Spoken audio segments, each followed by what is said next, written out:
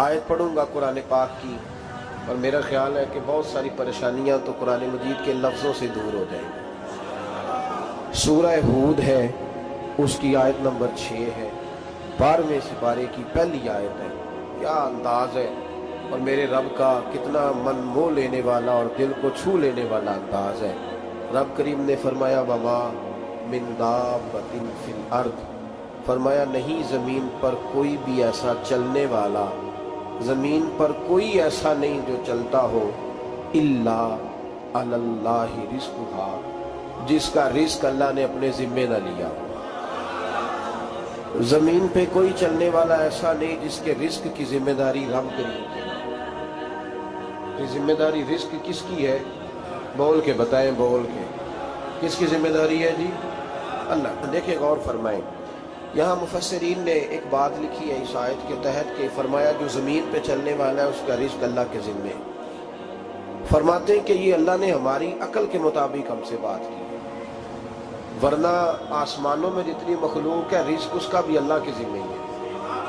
यहाँ जो फिल अर्द के लफ्ज़ ज़मीन पे, वो हमें समझाने के लिए कि तुमने तो सिर्फ ये दुनिया देखी है ना, तो जिसको तुमने देखा है वो सब खाते अल्लाह का दिया हुआ है। तो जो हमने देखा था रब करीम ने उसके मुताबिक हमें समझा दिया। फरमाया कुछ तो तुमने देखे ही नहीं, चलो उनकी तुमसे बात नहीं करते, पर जो तुमने देखे हैं उन सब का रिज़्क किसके ज़िम्मे है? अल्लाह की। मेरे रसूल करीम सैयद आलम सल्लल्लाहु ताला अलैहि वसल्लम कुरान मजीद की जब तर्जुमानी करते, वजाहत करते, तो महबूब पाक सल्लल्लाहु अलैहि वसल्लम भी कोई इश्काल रहने नहीं देते थे, कोई इश्काल नहीं रहने देते थे। मेरे महबूब करीम अलैहिस्सलातु सलाम ने फरमाया अल्लाह पे भरोसा रख के सवेरे निकल जाना रिज़्क की तलाश में। किस पे भरोसा रखना है? निकलना तुम्हारे जिम्मे है। ये ना कहना कि घर बैठूंगा तो यही आएगा, निकलना तुम्हारी जिम्मेदारी है। जितनी जिम्मेदारी है वो पूरी करना। अल्लाह पे भरोसा करके निकल जाना तुम्हारी जिम्मेदारी है। रब का जिम्मा है तुम्हें रिज़्क देना, वो जरूर तुम्हें रिज़्क पहुंचाएगा। या रसूल अल्लाह सल्लल्लाहु अलैहि वसल्लम किस तरह पहुंचेगा? तो जरा हुजूर के लफ्जों का हुस्न भी देखिए। नबी पाक सल्लल्लाहु अलैहि वसल्लम ने फरमाया जिस तरह मौत तुम्हें ढूंढ लेती है ना कि तुम कहाँ मौजूद हो, जब वक्त आता है तो इंसान पाकिस्तान में हो तब भी आ जाता है, जद्दा में हो तब भी आ जाता है, मक्का में हो या मदीना तैयबा में वक्त फिर भी आ जाता है। फरमाया जिस तरह मौत तुम जहां भी हो तुम तक पहुंच जाती है ना, इस तरह तुम्हारा रिज़्क भी तुम जहां मौजूद होते हो अल्लाह वहां पहुंचा देता है, पहुंचा देता है। तो या रसूल अल्लाह सल्लल्लाहु अलैहि वसल्लम किस अंदाज में? तो फरमाया निकल जाना तुम्हारी जिम्मेदारी है। फरमाया सवेरे परिंदे भी निकल जाते हैं और शाम को जब लौटते हैं तो अल्लाह उन्हें पेट भर के रोजी अता फरमाता है। हालांकि उनको नहीं पता होता हमारा कारखाना कहाँ है, हमने कहाँ जाके मजदूरी करनी है। उनको नहीं पता होता कि हमारा दफ्तर कहाँ है, हमने किस ऑफिस में बैठना है। उनको नहीं पता होता कि हमने कहाँ जाके माल खरीदना है और कहाँ से हमने फिर उसको दोबारा बेचना है। उन्हें खबर नहीं होती। अल्लाह पे भरोसा करके निकल जाते हैं। निकलना तो तेरे जिम्मे है कि नहीं?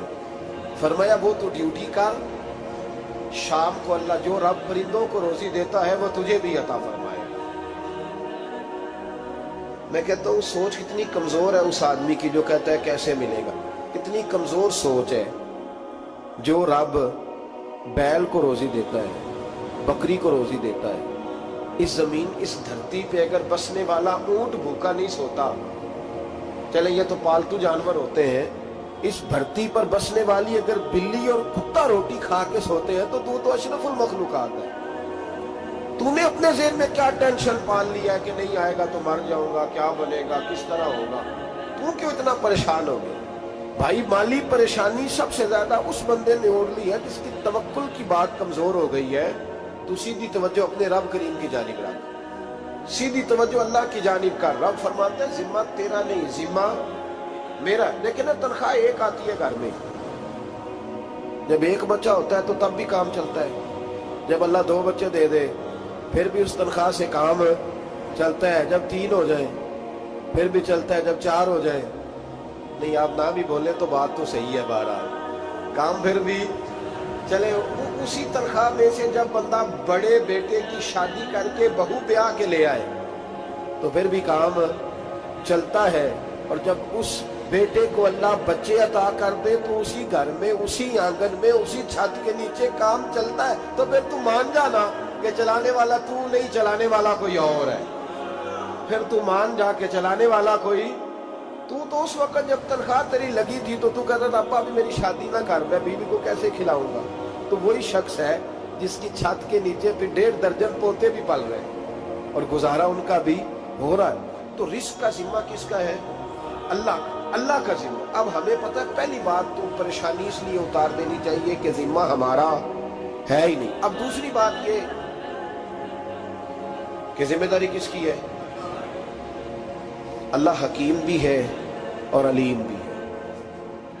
हकीम भी है और जानता भी है और उसे पता भी है कि देना किस तरह है। अब हम पता क्या कहते हैं? कहते हैं वो जो बंदा पजारों में बैठा है वहां उसे नहीं बैठना चाहिए, और मेरा हक था। तुझे ज्यादा पता है कि अल्लाह को? बोल के बताना किसको पता ज्यादा है? क्यों जी?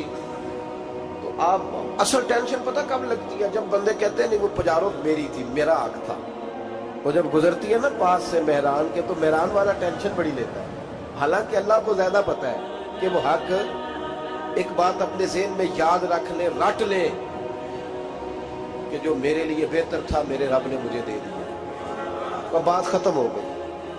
बस वसल अच्छा है ना, फिराक अच्छा है, यार जिस हाल में रखे वही हाल अच्छा है। बस जो मेरे हक में बेहतर था मेरे रब ने मुझे, मसला ये है कि तू उस पर राजी होने को तैयार नहीं। हजरत अली करमल्लाहु ताला वजहुल करीम ने मेरे नबी पाक की एक हदीस बयान की है, और जनाब अली जब ये हदीस बयान किया करते थे तो हजरत मुजाहिद फरमाते यूं लगता था कि जैसे हजरत अली हमें हर परेशानी से निकाल रहे।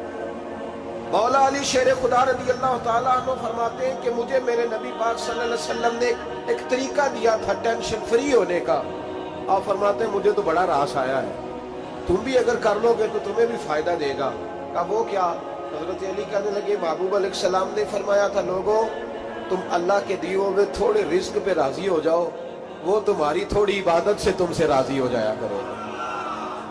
बस तुम 2 नफल भी पढ़ोगे तो अल्लाह राजी हो जाएगा, तुम 1 रुकू भी सवेरे उठ के पढ़ोगे तो वो राजी हो जाएगा, वो तुम्हारे 313 दुरूद शरीफ से राजी हो जाएगा, तुम उसके दिए हुए थोड़े रिस्क से राजी हो जाओ। टेंशन इसलिए होती है कि हम राजी नहीं जो उसने हमें दिया है। वो हल में मजीद की जो दौड़ है ना, हल में मजीद की, बेकदरा कुछ कदर न जाती, कीती खूब तसल्ली हूँ, दुनियादार पुजारी जरदे, कुत्तियां दे गल टल्ली हूँ, बुक बुक रोशन अखियां तकियो वेख हवेली कल्ली हूँ, ते कूच नसीर असां जद कीती पै जानी थरथल्ली हूँ। तो याद रखें ये जो है ना मुसीबत के माल आ क्यों नहीं रहा, वो सामने वाला प्लाट मेरे घर के सामने है घर के सामने, पर रजिस्ट्री मेरे नाम क्यों नहीं? ये मुसीबत सांस नहीं लेने देती।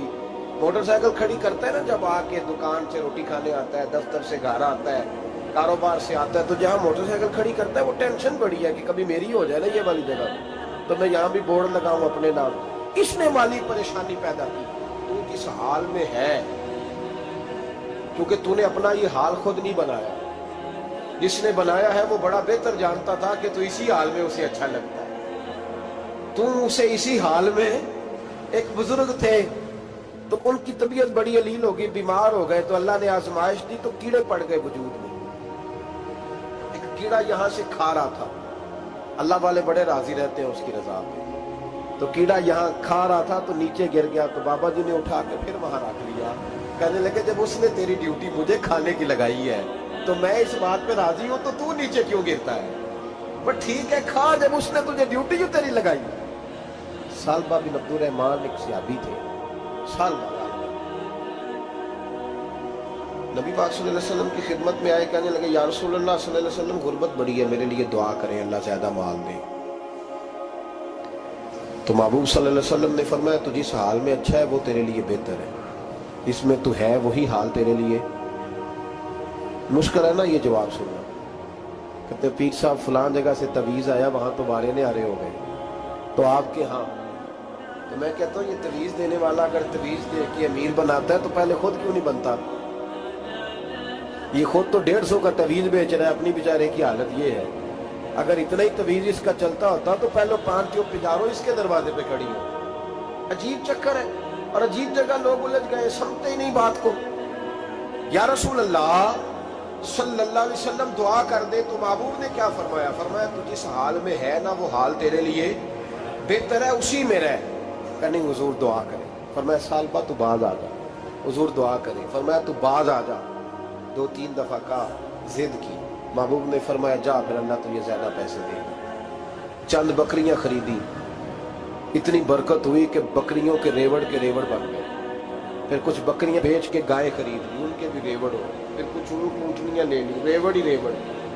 पहले 5 वक्त मस्जिद में आते थे, अब फजर और इशा रह गए। फिर माल ज्यादा हुआ तो मदीने शहर में कोई जगह ही नहीं, मदीने से बाहर हवेली खरीदी, फिर जुमा ही रह गया। जुमे के जुमे आते, ज़कात का हुक्म आया। मेरे नबी करीम अलैहिस्सलाम ने हजरत अबू हुरैरा को भेजा। फरमाया जा उसे क्या तेरी ज़कात बनती है 2.5%। 10 करोड़ रुपया हो तो कितनी ज़कात बनती? भाई 1 करोड़ की 2.5 लाख हुई ना, तो 10 करोड़ की कितनी हुई? तो बड़ी मुसीबत है जब बैंक से मैसेज आता है ना कि 25 लाख निकल गया तेरे अकाउंट से। बहुत बड़ी मुसीबत, बड़ी टेंशन होती। एक साहब मेरे पास आए, उनकी जमीन अचानक महंगी हो गई। अचानक पहले कुछ 15-16 लाख की एकड़ जमीन थी, फिर वो करोड़ की हो गई। तो मेरे पास आए, कहने लगे वो 10 करोड़ रुपए बनते हैं तो ज़कात। तो मैंने कहा आपने क्या किया? जरी जमीन पे उशर आता है, उस पर ज़कात नहीं आती, तो आपने क्या किया? कहने लगे वो कुछ सोसाइटी के रूल के मुताबिक मैंने फाइलें वगैरह ले ली है, अब मैं ना कभी मौका आएगा तो उनको बेचूंगा। तो मैंने कहा अब तो आपका ये माल हो गया बिजनेस का, तो अब तो उस पर ज़कात आएगी।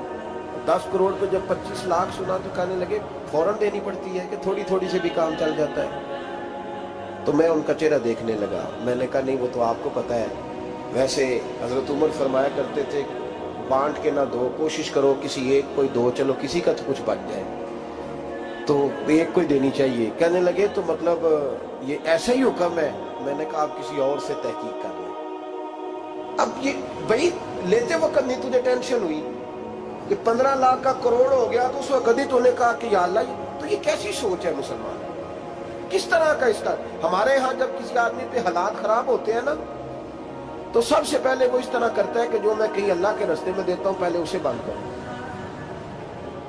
जिस रास्ते तुझे आ रहा था पहले तूने वो रास्ता ब्लॉक किया। हजरत अस्मा बिन्त अबी बकर सिद्दीक कहती है मैं हुजूर को मस्जिद के लिए, इदारे के लिए, साहबे सुफा के लिए कुछ दे रही थी, तो मैंने गिनना शुरू किया तो हुजूर मुस्कुराने लगे। हुजूर मुस्कुराते क्यों हैं?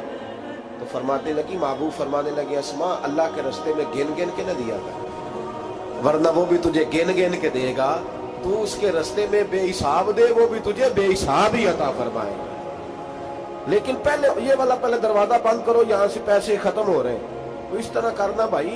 इस दफा सूट जरा गर्मियों वाले ना खरीद, लेकिन जो तू अल्लाह के रास्ते में दे रहा है उसे देता रहे। लेकिन हम अपना नुकसान करते, ज्यादती करते हैं अपने साथ। मैंने आपको पहले भी बताया था प्यार की बोली है, फिर बोलता हूँ। एक बड़े बड़े प्यार वाले दोस्त है, एक दफा मुझे कहने लगे कि आप कई दफा ऐलान करते हैं तो मुझे अच्छा नहीं लगता, और आप इदारा भी बहुत ज्यादा बनने वाला है, बड़ी चीजें मैं देखता हूँ जो हो तो बड़ा निज़ाम अच्छा हो जाए, आप दुआ करें अल्लाह मुझे पैसे दे तो मैं बड़े सारे खर्च करूँगा उसके रास्ते। तो मैंने कहा या अल्लाह इसे 10 करोड़ दे, ये 9.5 करोड़ तेरे रास्ते में दे दे। तो चुप कर गया, जिस तरह आप नहीं कर गए सारे, तो चुप कर गया वो भी। उसने कहा जी नहीं जी इंशाल्लाह करेंगे। तो मैं क्या भले अजे दे दुआ पई हुंदी आ, अभी तो वो आएंगे तो तब देखी जाएगी। तो तू यही अड़ गया, यानी 9.5 करोड़ अल्लाह के रास्ते में खर्च करने की दुआ पे भी आमीन कोई नहीं कहता कि चलो आमीन ही कह दे। तो मैं क्या तेनू ते 50 लाख बचदा सी पिया, लेकिन तू इस सौदे पे तैयार है। जब ये सोच होती है, ये गलत सोच है। ये बात तो अगर मुस्कुराने वाली, लेकिन ये सोच सही नहीं। हजरत उस्मान रज़ी अल्लाह ताला अन्हु कहते हैं जिस वक्त नबी पाक सल्लल्लाहु अलैहि वसल्लम ने ऐलान किया ना जंग के मौके पर कि 800 सिपाहियों का खर्चा चाहिए, कहते मेरे पास 600 का था। यहाँ एक रवायत में हुजूर ने 1000 का ऐलान किया तो मेरे पास 800 का था। जब 2-3 दफा नबी पाक ने ऐलान किया तो कहते मैंने खड़े होके कहा या रसूलल्लाह पूरा 800 मेरी तरफ से। कहते मैंने 200 सिपाही का खर्चा उधार उठाया لیکن پورے 2 مہینے نہیں گزرے تھے، رب کریم نے مجھے کئی گنا کر کے پیسے واپس عطا فرمائے۔ پر بات تو یہ ہے کہ تیری وہاں لو لگی ہو، تو تجارت کرتا ہے ان لوگوں کے ساتھ جو کیا دے سکتے ہیں۔ تو سالبہ کے پاس حضور نے پیغام بھیجا، پہلے تو کہا تیرے لیے بہتر نہیں مال، جب اصرار کیا تو بڑی برکت ہو گئی، بڑا آیا تو فرمایا زکوٰۃ دے، 2.5% زکوٰۃ ہے۔ جب سوچا کہ 5 اونٹوں پہ ایک بکری جائے گی اور بڑا سارا مجھے دینا پڑے گا، اب جب غور کیا تو یہ تو نہ کہا کہ میں نہیں دیتا۔ حضرت ابو ہریرہ سے کہنے لگے نبی کریم علیہ السلام کی خدمت میں عرض کرنا کہ میں خود آؤں گا۔ حضرت ابو ہریرہ نے آ کے عرض کی یا رسول اللہ صلی اللہ تعالی علیہ وسلم، حضور وہ کہتے تھے میں خود آؤں گا، تو کہتے ہیں محبوب نے ٹھنڈی سانس لی، فرمایا اسے کہا تھا کہ تیرے لیے مال بہتر نہیں، اب ہلاک ہو گیا ہے، ہائے افسوس ہلاک ہو۔ ان کو بھی تھوڑی دیر کے بعد احساس ہوا کہ یہ میں نے کیا کیا، نبی پاک کوئی کہہ دیا نہیں ہے، حضور کو کہہ دیا بعد میں آؤں گا۔ اب دوڑے آئے، عرض کی حضور میں سارا کچھ لے کے آیا ہوں، قبول کر لیں۔ محبوب نے فرمایا گویا بلال حبشی کی خشک کھجور بھی قبول ہے، اور صہیب رومی ایک اٹی باندھ کی لائے تو وہ بھی قبول ہے، اور عمار بن یاسر اور مصعب بن عمیر اگر 2 دینار دے جائیں اور کوئی پرانا جوڑا کسی سپاہی کے لیے چھوڑ جائے تو وہ بھی قبول ہے، لیکن تو اپنا لاکھوں لے کے چلا جا، تیرا کوئی نہیں قبول، معاف کر دے۔ فرمایا جا معاف کیا، پر پیسے لے کے نہ آنا۔